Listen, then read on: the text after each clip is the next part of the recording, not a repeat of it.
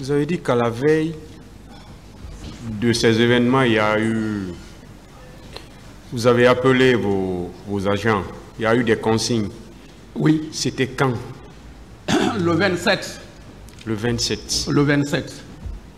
La consigne était que la mise en place des hommes soit terminée à 5 heures du matin. Mais dans la pratique des services de sécurité, lorsque le chef convoque, on ajoute quelques minutes sur l'heure de convocation. Qui vous a donné ces consignes-là pour tenir cette réunion, ce jour? Du 27? Oui. Ça, c'est les prérogatives du département sous le contrôle du ministre. Déploiement des hommes. On le fait en tenant compte de l'effectif. On contrôle d'abord l'effectif que nous avons sous la main. Et après, les points de surveillance. On procède à la répartition des hommes. Ça veut dire que c'était effectif que la manifestation allait avoir lieu le lendemain? Oui, les informations étaient sur ça. Est-ce que vous étiez convaincu que le lendemain, la manifestation allait avoir lieu? Par habitude, oui. Et ce jour, vous êtes venu au stade à quelle heure? C'est aux environs de 9h30 qu'on m'a appelé. Et quand Bafoué m'appelait, ça devait être entre 10h et 11h. Je ne sais pas précisément maintenant à quelle minute. Et quelle était l'atmosphère?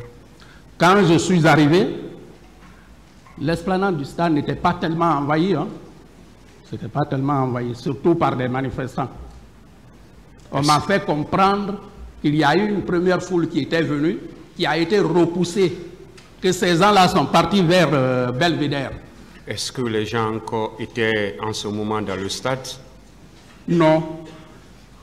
Le stade était fermé en ce moment. Tout était intact. C'est pourquoi moi j'avais demandé au commandant de la CMIS de mettre le dispositif sur place.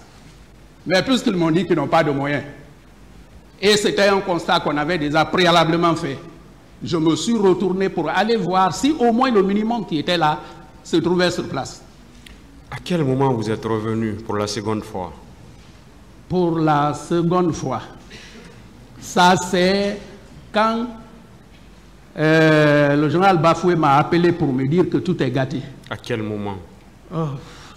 Je ne sais pas trop, mais ça devait être vers 14h ou au-delà de 14h. Vous êtes venu, vous êtes rentré dans le stade? Nous sommes entrés dans le stade. C'est toujours aux environs de 14h.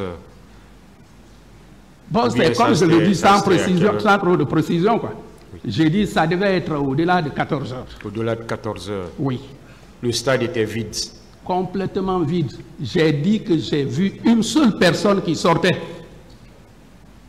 Au-delà de 14h, on peut l'estimer 15h, 16h, 17h ou le soir carrément? Ça, je ne veux pas faire... Et il faisait nuit? Non. Il ne faisait pas nuit. On n'était pas encore à 18h. Mais je crois entre 14h et 15h, quelque part comme ça. Et vous étiez toujours avec M. Ansoumane Camara et l'équipe qui l'accompagnait? Oui. C'est vous qui avez demandé au ministre de vous envoyer des camions? Je lui ai demandé, d'abord je l'ai informé de ce qui se trouvait sur le terrain. À propos des camions? C'est lui qui m'a dit d'attendre qu'il va envoyer des camions. Et quand ces camions sont venus, qui a procédé au ramassage des corps pour les mettre dans ces camions? D'abord, il y avait combien de camions? Deux. C'était quel genre de camions? C'est des camions militaires. Des camions militaires. De transport de troupes. Et qui a procédé au ramassage maintenant des corps? Les gens avec lesquels on est arrivé sur le terrain, c'est eux qui ont regroupé les corps. C'est-à-dire M. Ansoumane Camara et son équipe? L'équipe qui était avec moi. Rien que des policiers? Non, quand le camion est venu, il y avait des militaires là-dedans. Le camion est venu des militaires, des chauffeurs militaires ou bien il y avait d'autres militaires? Chauffeurs militaires. Seulement. Bon, est-ce que c'était seulement ça? Je ne peux plus donner la précision réellement. Mais il n'y avait pas un grand nombre aussi pour dire qu'il y avait un grand nombre de militaires, non? Oui. Précisez-nous. Est-ce que c'était les chauffeurs seulement ou les chauffeurs même étaient accompagnés par d'autres militaires? Bon, je ne peux pas dire qu'il n'y avait que 2 chauffeurs qui étaient là, non. Mais le nombre qui les accompagnait ne devait pas être important. Peut-être si c'est les apprentis ou quoi, je ne sais pas. Ce n'était pas important. Ils se sont fait alors aider par les policiers pour ramasser les corps et les mettre dans les camions. Oui, d'abord les corps. Quand la direction centrale de la police est arrivée, ils ont commencé par matérialiser les positions des corps et après, les corps ont été ramassés et mis ensemble. C'est en ce moment-là qu'ils ont été embarqués dans le camion. Par les policiers et les militaires. Hein? Par les policiers et les militaires. Oui. Il n'y avait aucun agent de santé là en ce moment. Je n'ai pas prêté attention. Et après, ces camions sont partis, ont pris la direction du camp Almami Samori Touré. Oui. Qui a demandé à ces camions de partir au camp? Non, je ne sais pas. Puisqu'ils sont venus sous l'autorité du général, je ne sais pas qu'est-ce qui a été dit, qu'est-ce qui les a été donné comme ordre. Mais pour moi, quand ils se sont retrouvés au camp, ce n'était pas la destination, c'est pourquoi j'ai dit au ministre de venir. J'ai demandé au ministre de venir et il est arrivé. Vous ne savez pas qui a demandé au camion de partir, de rallier le camp? Non, je ne sais pas. Et ces corps, vous avez dit que le ministre de la Sécurité a dit en votre présence, qu'il a demandé en votre présence au ministre de la Santé de s'en charger. Oui. Et par après, qu'est-ce qui s'est passé? Non, les corps ont été sortis du camp sous l'autorité du ministre de la Santé. La suite, ça, je ne peux pas vous le dire, c'est lui qui pourra le dire. Vous avez dit qu'on a compté les corps. Dans le premier camion, il y avait 54, entre 54 et 56 corps. Et le second camion? J'ai dit l'ensemble.